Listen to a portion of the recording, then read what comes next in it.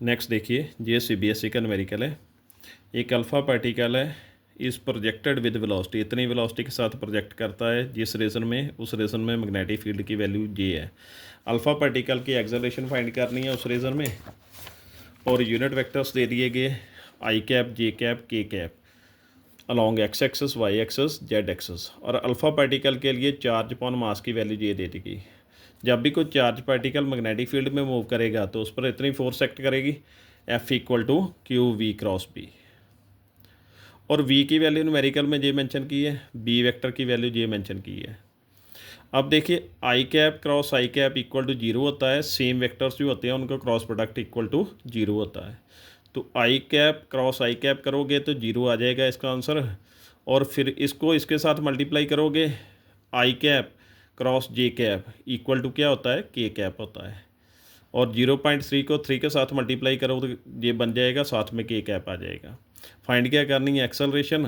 तो एफ़ का फार्मूला डाल दोगे एम ए, और ए की वैल्यू निकाल दो एफ़ अपॉन एम। एफ़ की वैल्यू जे, और नीचे एम आ जाएगा। क्यू अपॉन एम की वैल्यू अलग से दी हुई है ये वाली, ये डाल दोगे और सॉल्व करने के बाद ये बन जाएगा हमारे पास, एक्सेलरेशन की वैल्यू जो है वो आ गई। अब दूसरा न्यूमेरिकल देखिए जो सीबीएसई का है, ये न्यूमेरिकल है। ये दो परपेंडिकुलर कॉइल्स हैं, एक में करंट इस तरफ मूव कर रहा है, दूसरी में करंट इस तरफ मूव कर रहा है। डायरेक्शन जो मैग्नेटिक फील्ड की होगी वो किससे बताएंगे, राइट हैंड थंब रूल से बताएंगे। ये राइट हैंड थंब रूल हो गया, करंट इस तरफ होगा और magnetic field curl of finger के अलोंग होंगे। इसके लिए मैग्नेटिक फील्ड की डायरेक्शन इस तरफ आएगी और इस कॉइल के कारण इस तरफ आएगी। हमें रिजल्टेंट मैग्नेटिक फील्ड निकालना है और डायरेक्शन बतानी है। फर्स्ट कॉइल के लिए मैग्नेटिक फील्ड की वैल्यू ये है, सर्कुलर कॉइल के लिए mu not I upon 2r। और सेकंड कॉइल के लिए देखिए करंट की वैल्यू ये चेंज कर दी जाएगी, आई की जगह क्या आ जाएगा, जे आ जाएगा। इसमें देखिए करंट जो है एक दूसरे के क्या परपेंडिकुलर हैं, तो मैग्नेटिक फील्ड भी परपेंडिकुलर ही होंगे according to right hand thumb rule. ये B1 इस तरफ लिख दिया, B2 इस तरफ लिख दिया, B2 इस कॉइल के कारण है, B1 इस कॉइल के कारण है, और ये रिजल्टेंट आ जाएगा। रिजल्टेंट पाइथागोरस थ्योरम निकाल कर फाइंड कर लिया जाएगा। पाइथागोरस थ्योरम लगा कर रिजल्टेंट फाइंड करेंगे। रिजल्टेंट कैसे, hypotenuse square equal to B square plus perpendicular square कर देंगे, स्क्वायर हटेगा तो अंडर रूट आ जाएगा।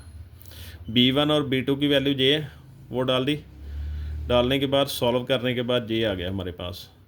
अब डायरेक्शन इसकी कैसे पता करेंगे, टैन बताएगा इसके डायरेक्शन, ये रिजल्टेंट है। इस जहाँ पर एंगल लेट कर लेंगे perpendicular upon base, B1 upon B2 आ जाएगा। B1 की वैल्यू डाल दो, B2 की वैल्यू डाल दो, दोनों में से जो सेम चीज़ें हैं वो कैंसिल कर दो और ये बच जाएगा 1/√3।